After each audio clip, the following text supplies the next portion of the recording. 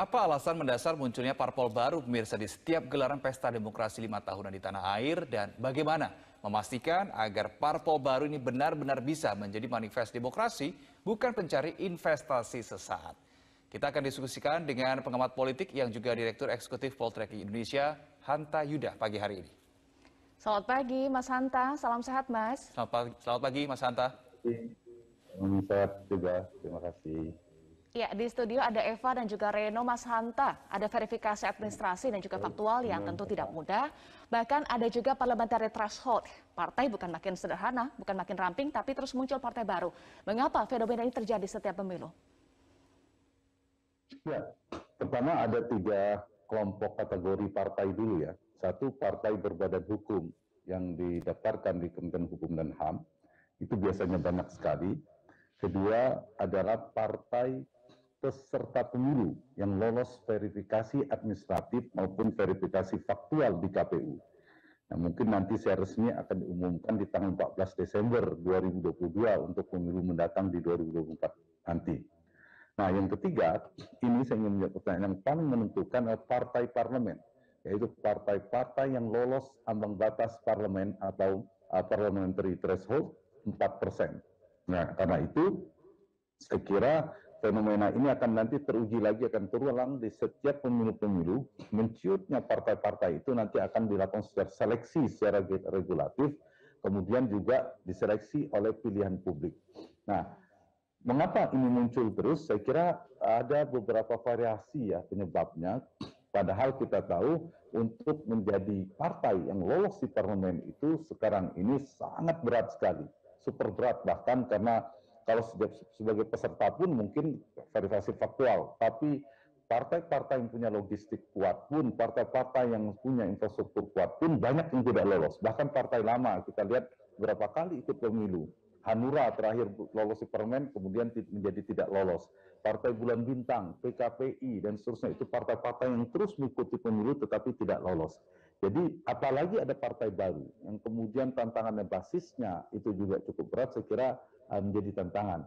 Kenapa itu muncul? Saya kira beberapa variabel ya. Satu, dia tidak tunggal. Satu, biasanya ada kubu atau kelompok-kelompok politik yang tidak tuntas dalam pelembagaan kompetisi politik di internal partai. Nah, inilah yang muncul partai genealogi, pecahan dari partai-partai sebelumnya, yang kemudian ada pertarungan, ada faksionalisme di internal partai. Saya sebut saja, mungkin belum mendaftar ya, dari 9 atau 10 partai yang sudah daftar ke KPU untuk sekarang ini. Di PKS misalnya, dinamika politiknya muncullah gelora yang di ketua umumnya adalah Anies Mata, yang padahal Pak Anies Mata ini sebelumnya adalah Presiden Partai Keadilan Sejahtera. Sekarang membuat partai baru, karena sebelumnya ada pertarungan pemilihan presiden partai itu, ketua umum partai membentuk partai baru. Yang kedua, kalau fenomena hari ini adalah Partai Amanat Nasional. Kita tahu ada kubu kuat pada saat itu, Zulkifli Hasan, kemudian ada yang didukung oleh Pak Amin Rais. Nah, kubunya Pak Amin Rais kalah dalam pertarungan dalam Kongres Partai Amanat Nasional, kemudian membentuk partai, namanya sekarang Partai Umat. Nah, kita tunggu apakah akan segera mendaftar atau tidak. Kemudian ada partai-partai baru yang memang berbasis pada tokoh-tokoh. Saya lihat kalau kita daftar, yang sudah mendaftar maupun yang belum, misalnya Pak Din Samsudin dengan pelita membentuk partai. Ada beberapa public figure bahkan membentuk partai. Ya, ini bisa dibaca memang berangkat dari obsesi atau cita-cita atau keinginan atau tujuan politik dari seorang tokoh. Itu juga muncul. Atau yang ketiga, ada dari kelompok komunitas atau bisa berbasis ideologi atau berbasis demografi atau bahkan berbasis geografis, itu membentuk partai politik. Jadi ada beberapa variasi-variasi pembentukan partai itu. Nah, poin saya, kalau dari beberapa faktor-faktor tadi kemudian dibuka regulasi kita, memang konstitusi ya memberikan ruang siapapun untuk membentuk partai, untuk berserikat dan berkumpul, termasuk membentuk partai politik, tapi di saat yang sama kan ada verifikasi faktual dan sebagainya. Nah, sama partai-partai baru, artinya baru yang dia tidak lahir di tahun 99 di pemilu era reformasi kita yang pertama kan 99. Kemudian muncul beberapa partai. Partai-partai itu kemudian yang lolos ada beberapa. Misalnya saya kasih contoh, kalau kita PDIP, Golkar, PKB, PAN, P3, itu kan partai yang sejak tahun 99. Nah, partai yang muncul belakangan itu yang lolos adalah Partai Gerindra, kemudian Partai Demokrat, dan yang terakhir adalah Partai Nasdem. Nah, tiga partai ini punya jejaring yang kuat. Dulu adalah tidak bisa dilepaskan dari misalnya partai utama, partai besar masa lalu, Partai Golkar. Yang kedua adalah tokoh-tokohnya, juga kaliber, ada Pak Surya Paloh, ada Pak Prabowo Subianto, dan lain sebagainya. Nah, ini juga menjadi variabel kalau kita ingin memperhatikan partai-partai yang baru. Nah, ini saya kira poin penting bagi partai baru, apakah punya peluang untuk bertarung di saat yang sama. Kansnya bagaimana, Mas Hanta, partai-partai baru ini bisa lolos? Gimana? Kansnya bagaimana? Peluang untuk partai-partai baru ini bisa lolos? Ya, saya kira kian berat ya, cukup berat, sangat berat untuk pemilu 24. Saya kembali pada basis analisa tadi.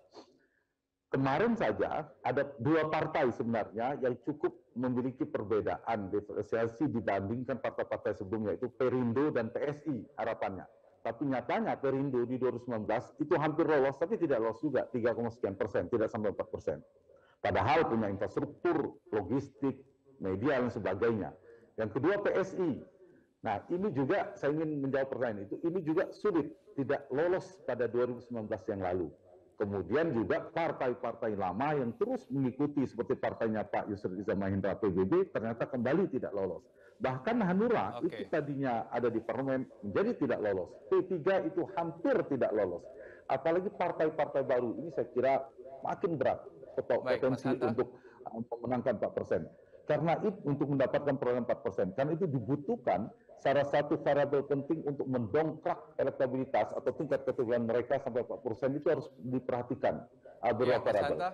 Mas Hanta, kalau kita melihat Mas Hanta, kalau kita melihat partai ini kan boleh baru. Anda sebutkan tadi nama-namanya yang ternyata sebenarnya ini adalah wajah lama begitu di perpolitikan Indonesia. Apakah ini sebetulnya partai baru jangan-jangan terbentuk untuk mengakomodir kepentingan tokoh-tokoh yang sebelumnya ini tidak sempat terpenuhi begitu, atau seperti apa?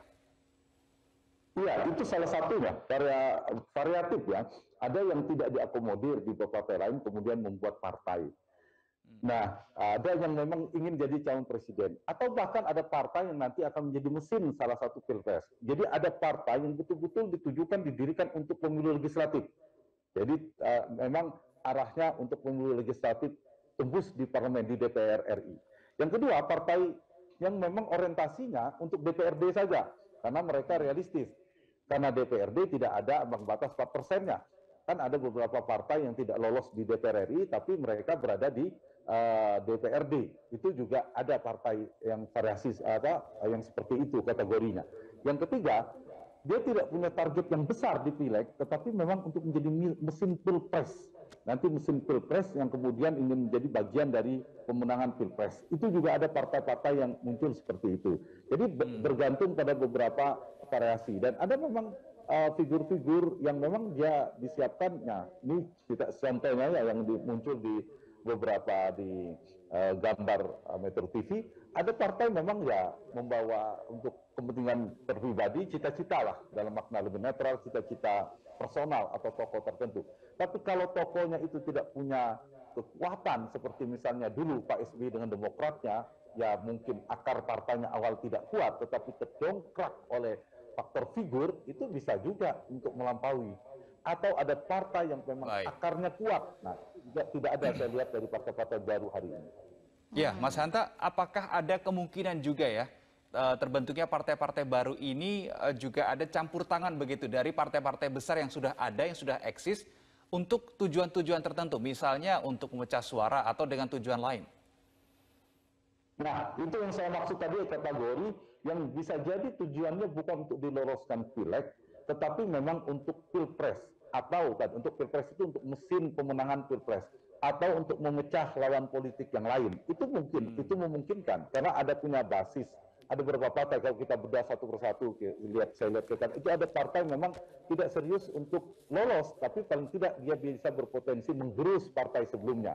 Jadi strategi antar partai itu kan bisa dengan tadi memecah basis suara ceruk-ceruk yang berbeda. Jadi tantangannya saya kira cukup berat ya bagi partai-partai baru saat ini.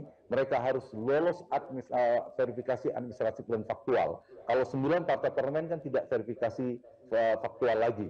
Ini sangat berat, tadi sudah disampaikan di prolog, bahwa harus punya kepengurusan di seluruh Indonesia, kemudian di setiap provinsi harus 75% kabupaten kota, kemudian kecamatan, di setiap kabupaten juga 75% kepengurusan. Ini cukup berat kalau dilakukan betul-betul oleh KPU nanti. Ditambah nanti seleksi 4%-nya. Jadi saya kira berat sekali dari verifikasi. Yang kedua tantangannya ya, sebelum itu, tantangannya semua partai sekarang ini punya basis cukup kuat. Tren mereka stabil, mulai dari PDI Perjuangan, Golkar, Gerindra, Partai Nasdem, Partai Kebangkitan Bangsa, dan seterusnya. Kalau kita lihat dari tren survei, partai-partai ini stabil. Kecuali kalau kita lihat dari tren elektabilitas mereka ambruk, semua turun. Nah itu ada potensi bagi partai yang baru, yang alternatif. Yang ketiga tantangannya adalah, apakah partai baru ini punya figur yang kuat? Sosok yang bisa dicangkokkan elektabilitasnya, magnet elektoralnya kepada partai. Saya toh belum menemukan partai-partai baru seperti fenomena sebelumnya, itu seperti misalnya Gerindra, Demokrat, itu tidak ada. Yang sekuat itu yang bisa mendongkrak sekaligus menjadi capres, itu belum ada. Yang keempat adalah kekuatan logistik.